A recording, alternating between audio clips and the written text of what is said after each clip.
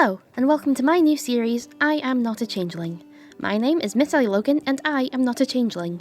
I'm just autistic. This series will go into various facets of autism, and I will delve into some of the symptoms, talk about my own experiences, and go through what the process is like for getting diagnosed. Today, I'm going to focus on my journey to getting that diagnosis, because that is definitely a vital part of my life and my story. As someone who was diagnosed just last November, I feel more than qualified to talk about what the diagnosis process is like. It can be quite intimidating, especially if you've been waiting for as long as I have, and that's alright. Self-diagnosis is entirely valid. If you hear what I went through and decide not to get a diagnosis for yourself, then that is completely fine. Alternatively, if any of my symptoms resonate with you, for whatever reason, and you decide to try and get yourself diagnosed, that is amazing, good for you. Whatever you decide, it is your choice entirely. But without further ado, let's begin. The diagnosis process for autism is actually fairly simple, if a bit patronising at times. But what is hardest is getting the ball rolling. To go through the process, I went through multiple doctors. I waited basically half my life for this to happen. And for a long time, nothing did. I spent days, months, years waiting and waiting for something, a letter or email or something, but nothing did. So I just went on with my life. I felt that I didn't really need the diagnosis. It was just something to say what we all knew. I was autistic. But I started severely experiencing low moods consistently. I had no motivation to do anything. I had plenty of ideas and aspirations, but just couldn't. I was trapped in a grim, grey world, which didn't help much when paired with my mum's living room. Then, all the way back in about January of last year, I had an appointment with my GP's mental health nurse. She is such a lovely woman, and I could not have gone through this process without her. I also struggled quite severely with mental health for most of my life, which seems to be quite common among other autistic and otherwise neurodivergent individuals, and disabled people in general, it seems. But anyway, when I was with the mental health nurse, she gave me and my mum a referral to this place called Number 6. It is an amazing resource if you're an older person looking for an autism diagnosis in the UK. And I thought that getting this diagnosis was something that would help me find my footing in life. I would know exactly what my problem was. I'd know how to deal with it, how to cope and survive, how to adapt, how to live. I was given a form to fill out and it was sent off after my next appointment. Then, a few short months later, I had my first appointment to get the process going. It was a place I'd never been before, somewhere up way past my old high school. I'd probably gone past it plenty of times on my way up to the high street though, and I'd never have noticed the significance before then. I sat with a woman called Ashley, who spoke with me about my experiences and my life, any symptoms I'd experienced, and it was largely quite cathartic. It let me open up about a lot of things that I typically wouldn't. My experiences as a small child. She was actually rather impressed at how I remembered being in nursery, all the way up to my more recent years. And I came prepared. See, before I went and got my diagnosis, I researched. I looked at a wide array of symptoms that seem to be commonly comorbid with autism, such as visual snow, or just aren't talked about as much. Take, for example, alexithymia. It is something that is common among us autistic people. It is the inability to describe or recognise your emotions. For me, this has always been quite tricky. I only really recognised feelings if they were the really big ones, such as anger or sadness or joy. If they were not as big, I wasn't all that happy or sad, I wouldn't be able to recognise how I was feeling. And this is something I still have issues with. I've gone my entire life living like this, and I've only just started realising it, and how it affects me in my day-to-day life. It's both helpful and frustrating in a way. Definitely helpful because, I can look up how other people have dealt with it. It helps me recognise that other people have gone through what I have, and it's comforting because I'm not alone. There are other people who have experienced what I've experienced, went through what I've went through, and I can find some sense of solidarity in that, and is beautiful in a way. Yet, it can also be frustrating because my teachers saw me. They saw me struggling to fit in, to socialise, to make friends, and they didn't help. They didn't see what was going on under the surface. They didn't even try.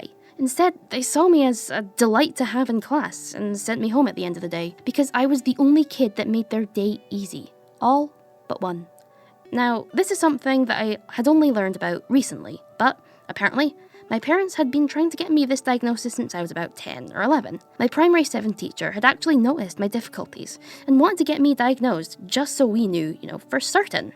However, the story that I knew was that the woman who ran my Duke of Edinburgh group, when I was around 13 or so, noticed and had brought it up. Anyway, back to my diagnosis process. After about 3 meetings with Ashley, I was sent to Graham, yet another lovely person, who would be doing some more practical tests. And this is where a lot of the posts on social media you see about the diagnosis process come up. I had to act out what it was like to brush your teeth. It definitely felt more than a little bit silly, but it was all worth it to get that sweet, sweet diagnosis. While there were definitely more theory questions as well, the main focal point was some practical tests, such as the frog book.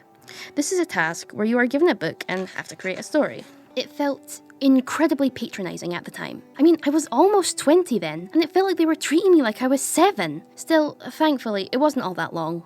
Now, behind the scenes, my mother had a phone interview with someone that lasted quite a bit of time, wherein she discussed my childhood and whether or not autism seemed to run in the family, which it usually does and actually did. And then, one day in November, I took a bus with my parents up to number 6. I waited to be called in, and I got my diagnosis. My parents and Graham talked for a bit, while I was coming to terms with the information. I mean, it was a lot to take in. It was like a wave was washing over me.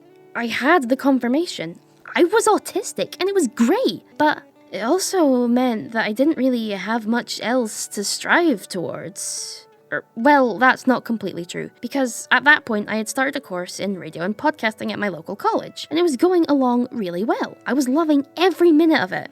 As part of my course for college, I had to create an avatar for a podcast or radio show, and at first, a million ideas swirled about in my brain. One thing I remember was my dad's cousin suggesting that we were related to werewolves, rather jokingly, due to how hairy we are. It's true, us dark-haired relatives do look rather lycanthropic in a certain light, which led to me thinking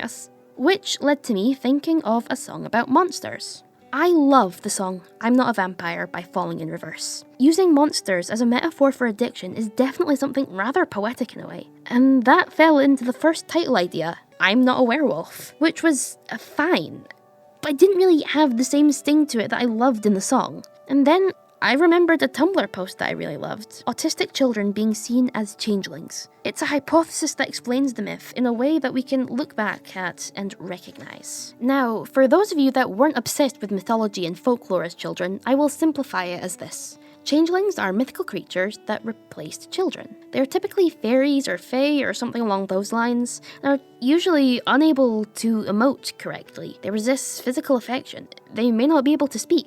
They're generally just upsetting to people. They're generally just unsettling to people, which is something that a lot of autistic people can relate to. Many of us can go non-verbal if overwhelmed or overstimulated, which can also lead us to not wanting to be touched, or any sensory input for that matter.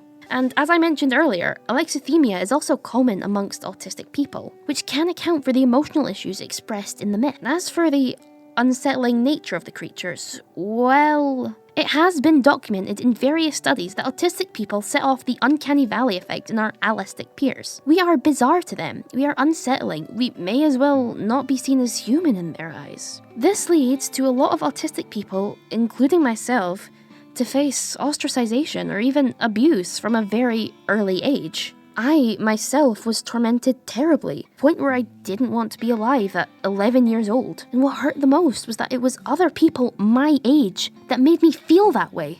Luckily, I'm in a much better place now, and while it still hurts to talk about, I'm far enough out of that situation to be able to do so. Anyway, back to my college work. My lecturer told me that it was a great idea because it was something that you don't hear as often, a female autistic voice in the media. Usually, the voices we hear come from men, straight white men in particular, despite the fact that a growing number of autistic people are identifying as queer or LGBTQ+ in some way, such as myself. But hearing that from my lecturer definitely gave me the confidence boost that I needed. It was like I finally had an idea I could work on, something that would actually be interesting to people. Now, at first, this show was just an idea rattling about in my brain. Something with potential that would never go anywhere. I had about half a dozen ideas, none of which got very far. And then I got to brainstorming, trying to work out how I'd do it, how I'd work it out, how I'd make it. Which is what led to the creation of this very podcast just a few months later. Because I am not a changeling. I am not the neurotypical child my parents lost.